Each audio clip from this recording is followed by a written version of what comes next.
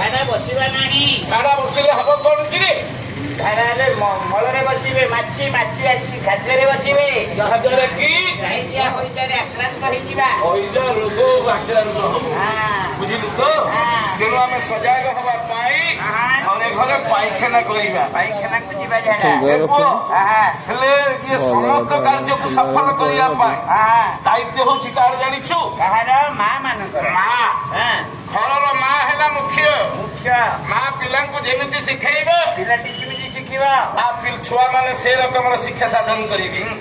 ତେଣୁ ଗୋଟିଏ ଛୁଆର ତରଳ ଝାଡ଼ା ହେଇଛି, ପତଳା ଝାଡ଼ା ହେଇଯାଇଛି। ପତଳା ଝାଡ଼ା ହେଇଗଲା। କାରଣ କଣ ୟାର ବୋଲି ତା ବାପା ତାକୁ ପଚାରିଲା ତା ମା। ତା ପୁରୁଷ ପଚାରୁଛି ତା ସ୍ତ୍ରୀ କି କଣ କହିଲା? ତମର ଅବହେଳା ଯୋଗୁ ଆଜି ଆମ ଛୁଆଟି ଝାଡ଼ାରେ ଆକ୍ରାନ୍ତ ହେଲା। କଣ ଅବହେଳା କଲ?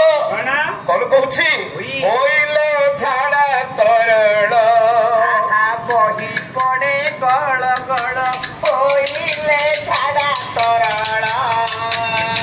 ବାପା କହୁଛି ମା କୁ ପିଲାକୁ ଏବେ ସକାଳ। ହୋଇଲେ ଝାଡ଼ା ତରଳ ବହି ପଡେ। ଦେଖ ଛୁଆଟି ଯୋଉ ତରଳ ଝାଡ଼ାରେ ଆକ୍ରାନ୍ତ ହେଲା କଣ କଲ? ତମେ ପିଲାକୁ ଠିକ ଭାବରେ ଶିକ୍ଷା ଦେଲନି। ହାତ ଧୋଇବାର କହିଲି ଯେତେ ବୁଝାଇ ହାତ ଧୋଇବାର ପାଇଁ ଖୁଆ ହାତେ ଖୁଆଇ ବଢିଲା ରୋଗର ବଳ। ତମେ ମା ହିସାବରେ ପିଲାକୁ ହାତ ଧୋଇବା ଶିଖେଇଲନି। ଶିଖେଇଲନି। ବାହାରୁ ପଦାରୁ କୁଆଡେ ବୁଲିକି